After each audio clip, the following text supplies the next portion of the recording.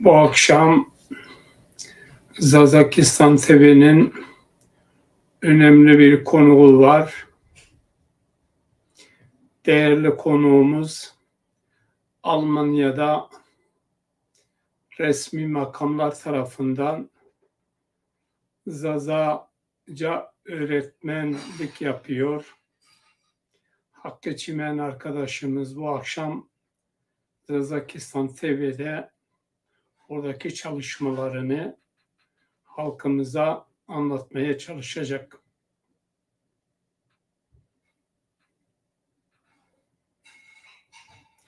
Bu başarıdan dolayı değerli hocamızı saygıyla, sevgiyle kutluyoruz.